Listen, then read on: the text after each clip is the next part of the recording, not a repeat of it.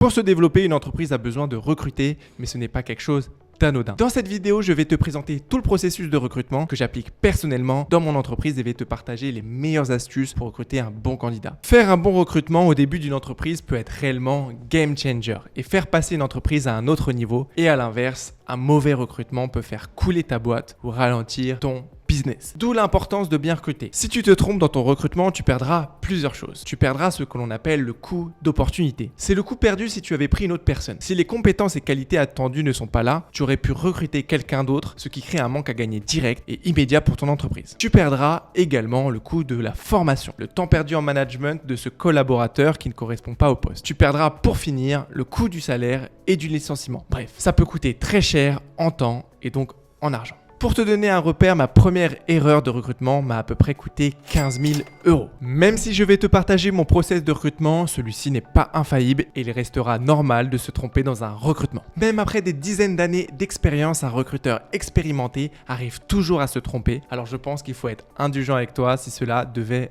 arriver. Bon, par contre, si tu te trompes à chaque fois, c'est que c'est peut-être toi le problème, mais ça, c'est un autre sujet. Voyons tout de suite comment préparer l'avant-recrutement pour trouver des candidats qui te correspondent. Avant même de lancer ton process de recrutement, la première étape est de savoir pourquoi tu cherches à recruter. Quel profil pour quelle mission. Pour ça, il te faut réaliser une fiche de poste. Tu dois lister à la fois les compétences de savoir-faire, mais également les compétences de savoir-être. Je vais te donner deux exemples pour que ça soit clair. Le savoir-faire, c'est une compétence technique, comme savoir utiliser un logiciel. Le savoir-être, c'est une compétence comportementale, comme savoir travailler en équipe. Ensuite, tu dois y associer les missions du poste. Pour ça, tu peux potentiellement te projeter sur un agenda du futur recruté. Cela va t'aider pour valider que le besoin existe réellement et que tu pourras lui donner des missions utiles à l'entreprise. N'oublie pas d'envisager les possibilités d'évolution du poste et les compétences qui seront nécessaires dans cette perspective. Cela permet de projeter le candidat et toi sur le futur possible de ce poste. Plus les critères seront définis avec précision, plus les profils examinés auront de chances de correspondre à l'offre. À toi également de définir le budget et de valider le budget maximum alloué pour veiller à la rentabilité du projet de recrutement. Le but est bien sûr de développer l'entreprise et non de la faire cracher. Au-delà des compétences techniques, tu as besoin que le candidat fit bien avec ton entreprise. Pour ça, plus ta culture d'entreprise sera développée, plus il sera facile de naturellement attirer ou rejeter des candidats. As-tu par exemple défini les valeurs d'entreprise? Quelle est la culture de ta boîte? Tout ça se réfléchit en amont et permet de connaître le type de candidat que tu souhaites avoir au-delà des compétences techniques. Là où la vision te permet de donner du sens au travail effectué pour l'entreprise, les valeurs sont là pour insuffler la bonne façon de faire. Elles représentent en quelque sorte l'ADN de l'entreprise. L'important ici n'est pas d'être original ou unique, mais d'être sincère. Ces valeurs doivent être connues de tous tes collaborateurs qui doivent être les premiers ambassadeurs de ton entreprise. Plus ta marque employeur sera développée, plus tu pourras obtenir naturellement des candidats qui fit avec ton entreprise. Mais si tu débutes dans le recrutement, pose au minimum les qualités et le savoir-être attendus. Maintenant que tu as défini le candidat idéal, il est temps de préparer l'annonce ou de préparer cette fiche de poste à ce qu'elle soit facilement compréhensible pour attirer au maximum les candidats qualifiés. Quelques points à respecter pour ton annonce. Veille à la clarté du texte et prends soin d'éviter le jargon propre à ton entreprise. Décris aussi les missions du poste avec un niveau de détail suffisant et nécessaire à la compréhension. Tu dois miser sur l'honnêteté et la transparence. Indique aussi toute preuve de compétence requise pour le poste. Tu dois aussi indiquer les conditions du poste et le salaire dans la fiche de poste, cela te fera gagner du temps par la suite. Je te conseille aussi d'ajouter une ligne sur les avantages qui peuvent beaucoup différencier d'une boîte à l'autre. Et bien sûr, je ne te parle pas de la mutuelle et des 50% remboursés pour les transports, mais de vrais avantages qui te feront la différence pour tes candidats. Désormais que tu as l'annonce, tu es prêt à recevoir des candidatures. Chaque poste a son canal de communication. Vu qu'il te faut trouver les meilleurs candidats pour ton poste, tu dois diffuser l'offre d'emploi sur tous les canaux les plus pertinents. Cela peut passer par des sites spécialisés en recrutement ou même LinkedIn qui marche assez bien pour avoir un volume important de candidatures. Mais peut-être qu'il sera plus adapté pour toi d'aller suivre un canal de recrutement spécialisé en complément. Tu recherches un profil commercial ou un dev junior mais bien formé, tu peux par exemple aller toquer à la porte des nouvelles écoles de sales ou de dev.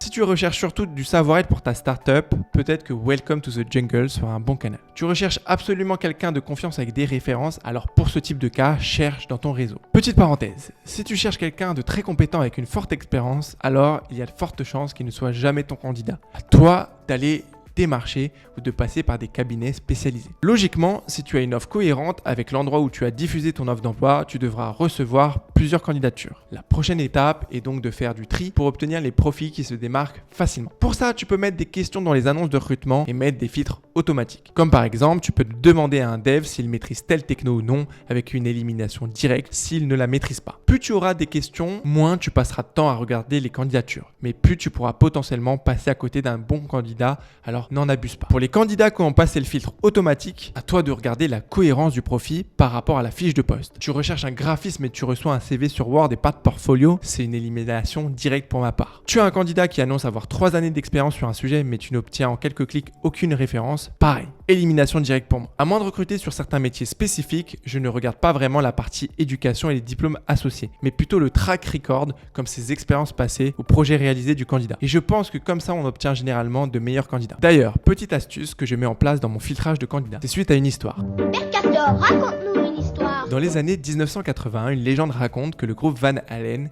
exigeait dans un contrat avant chaque concert d'avoir dans leur loge un bol rempli de M&M's, mais ne devant contenir aucun M&M's marron. Ce n'était pas juste une exigence de star, mais c'était pour vérifier que le prestataire appliquait correctement le contrat. Vu qu'il s'agissait de gros concerts, c'était un gage de sérieux du prestataire, et vu que les concerts avaient de gros enjeux de sécurité, cela les rassurait. Si tu avais des M&M's marrons, eh bien, pas de concert. Tu peux utiliser la même technique en mettant une question qui n'a rien à voir avec la fiche de poste pour vérifier que le candidat a pris le temps de lire ton annonce et donc n'arrive pas en touriste pour la prochaine étape ou postule en masse à plein d'annonces.